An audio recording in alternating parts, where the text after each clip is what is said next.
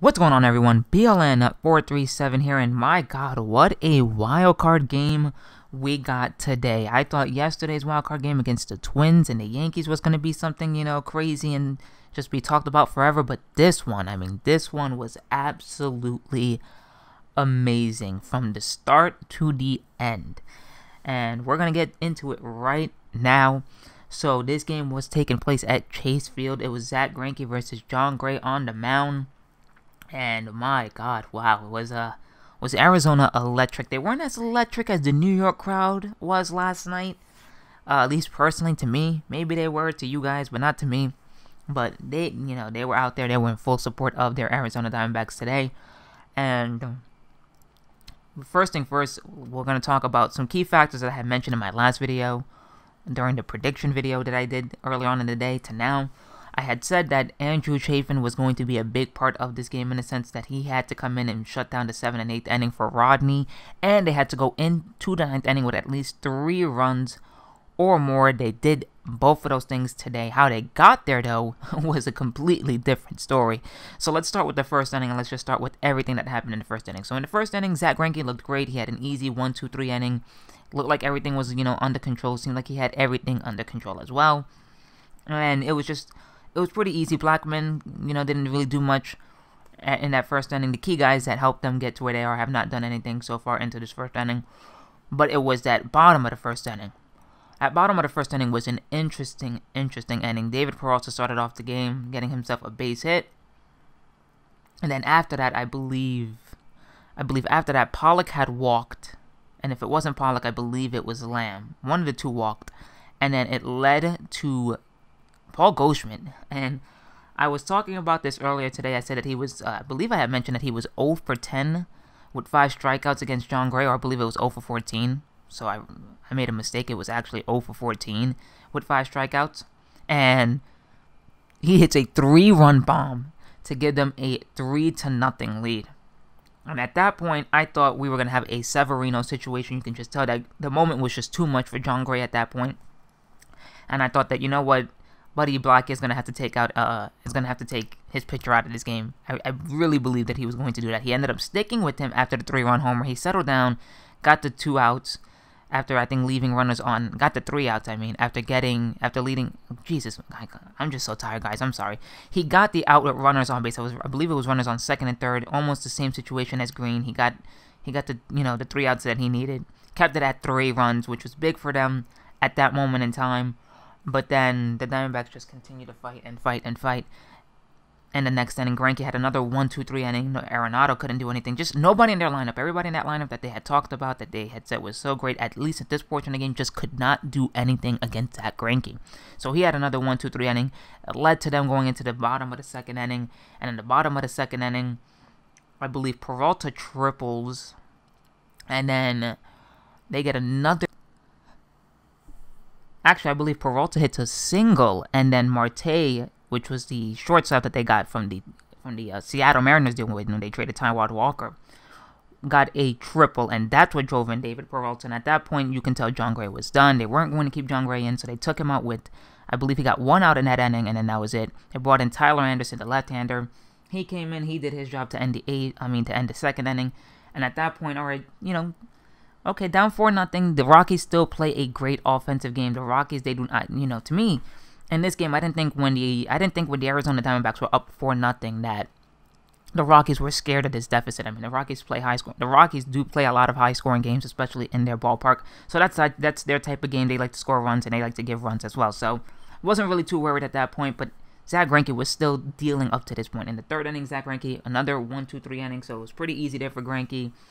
And then in the bottom of the 3rd inning, you have Jake Lamb, who I believe got a base hit, and then Daniel Descalso, the former Rocky, hits a 2-run freaking bomb to right field. And at that point, I'm like, all right, well, you know what? It's 6-0. If the Rockies don't start to score now against Zack Greinke, this game it might be over. Now I'm thinking, I'm still thinking, you know what? Greinke's going to pitch well enough to get them 6 innings, and then go to Archie Bradley for the 7th and 8th, and then Rodney for the 9th. And 6 runs, that's perfect. That's exactly what you needed for Rodney, because I said I don't trust Rodney with a 1-run or 2-run lead. You need to score him at least 3, and it just started looking good at that point. But then all of a sudden, you have the Rockies just out of nowhere put up a 4 spot in the bottom of the, in the bottom, Jesus, they're the freaking away team. In the top of the 4th inning, it all starts with a Peralta single to center, Arenado scores, and then Story goes to third base. And then you had Reynolds who grounded out to the first baseman, but Story scored and Peralta went down to second. Then Lucroy doubled to freaking right field. That scored Peralta. And then Amarista, who they pinched hit for, they had pinched hit for John Gray. No, I'm sorry, they pinched hit for Tyler Anderson, I believe it was. He drives in Lucroy, and it's a 4-6 game. And just like that, I'm like, all right, finally, we have a competitive game. This is what I wanted. I was starting to get bored, honestly, with this game because I just was like, Zach Greinke's going to freaking destroy them if they don't do anything here against Greinke. But Greinke seemed to have lost that control. He wasn't the same Greinke that we had saw in the first 3 innings. They ended up giving him the hook, and they brought in Andrew Chafin, and he got a big out in that top of the 4th inning, a huge out. And that was it for the offense at pretty much to that point until the 7th inning, because the Diamondbacks had brought in Robbie Ray, and shout out to Robbie Ray. Robbie Ray was supposed to pitch possibly the first game against the Dodgers if they had won this game. Obviously they did, but he had to come in earlier than expected. They ended up bringing in Robbie Ray after Andrew Chafin just had a tremendous showing. So with that 1 out at least. So then they ended up bringing Robbie Ray. He went 2 1/3 inning, 2 1/3 of an inning, and was solid. He was solid. He got them to the 7th inning, which is what I said he needed to do. And I believe with 2 outs in the 7th, that's when they decided to bring in Archie Bradley. Ended up bringing Archie Bradley in because you can see he was scuffling a little bit. Robbie Ray got a little tired.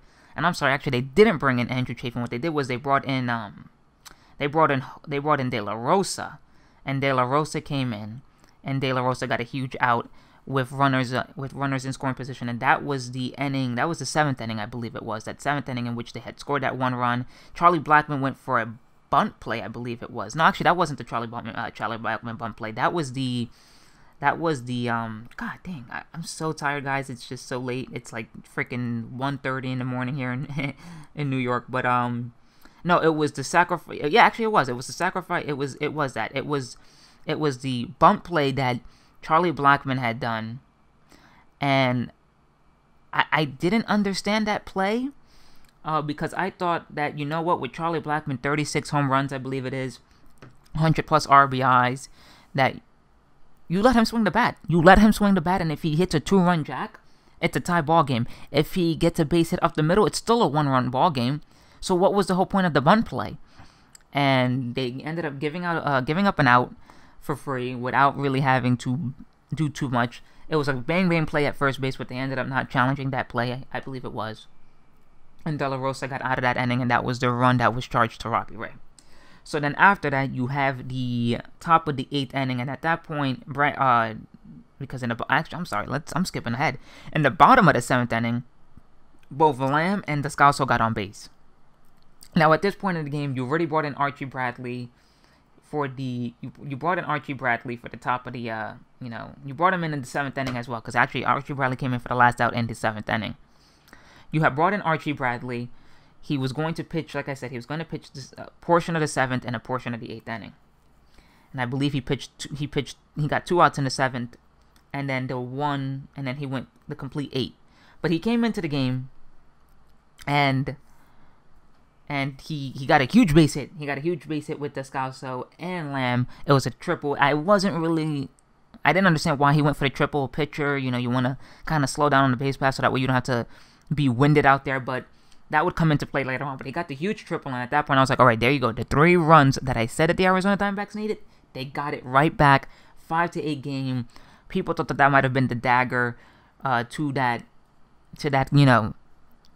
game. But I sat there and I said, listen, I still don't trust Rodney with a 3-run lead. But so this game is not over, but let's see what happens. And then in the top of the 8th inning, I don't know what happened.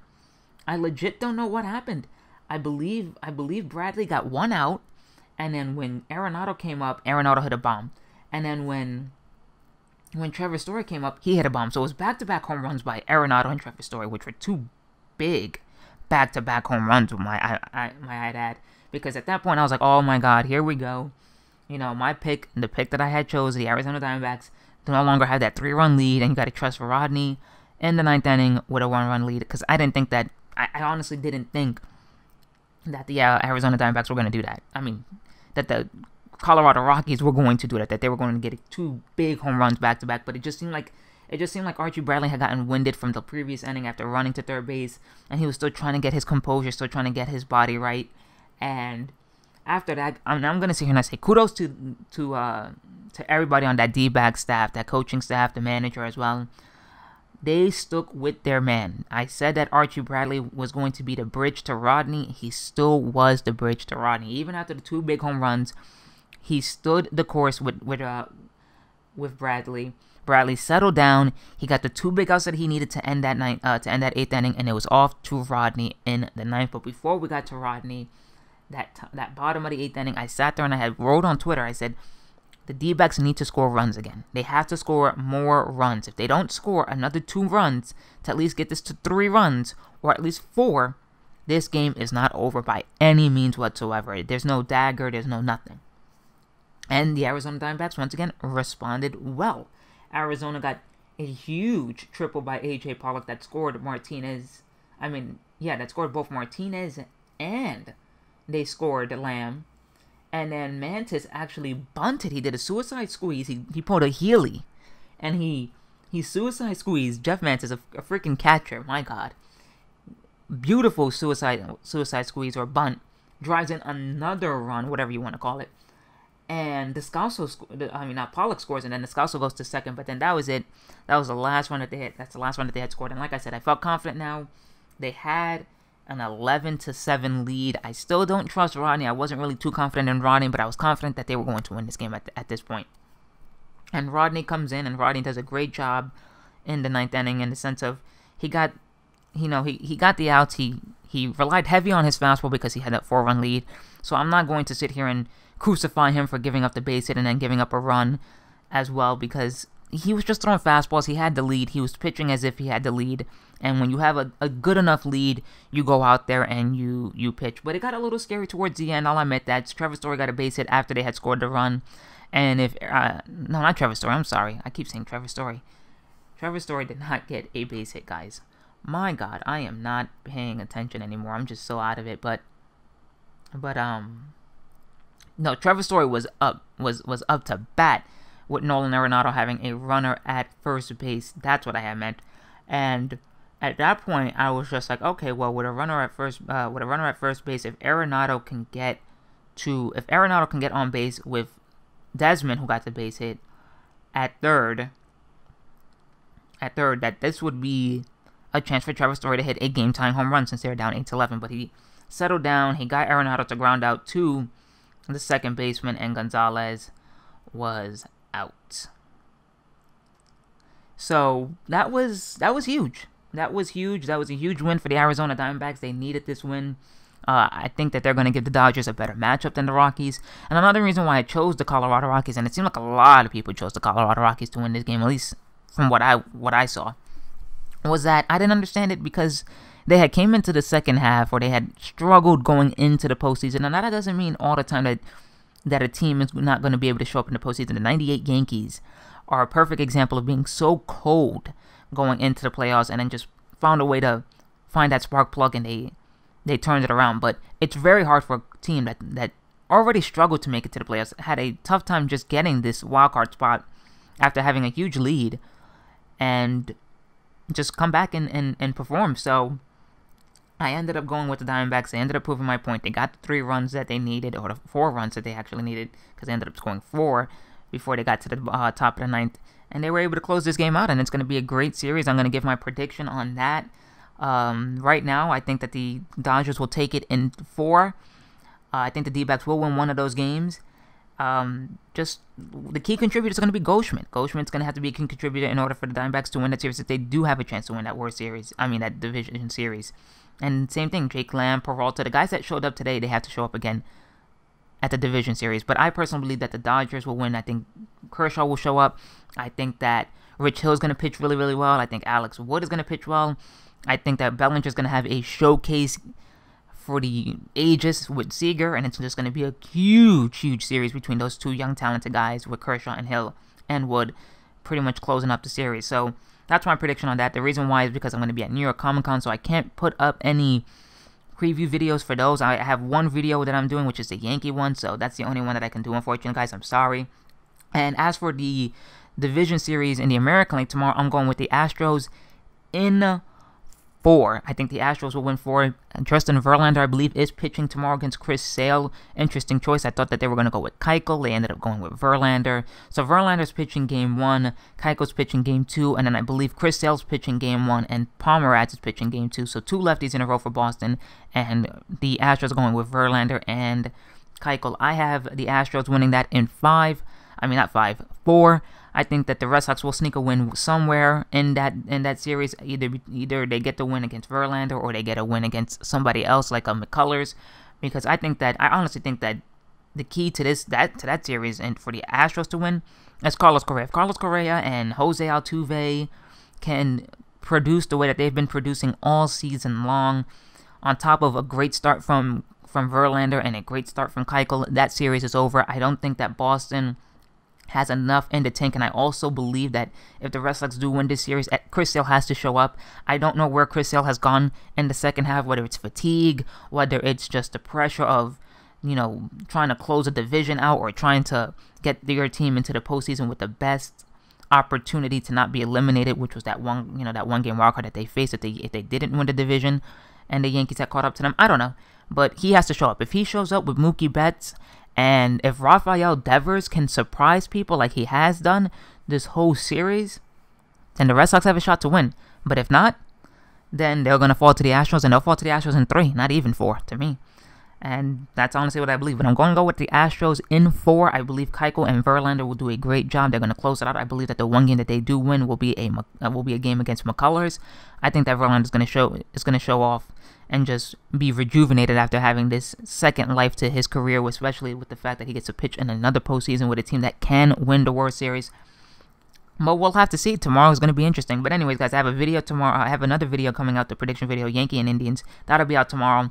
I'm going to be at New York Comic Con, so I won't be able to post up that much videos, unfortunately, so I'm sorry about that, guys. But if you guys liked the video, make sure to leave a like down below, comment as well, and subscribe if you are new, and let me know what you guys think about the playoffs and who you guys have and who you guys think are going to be key contributors in each series. Later, guys.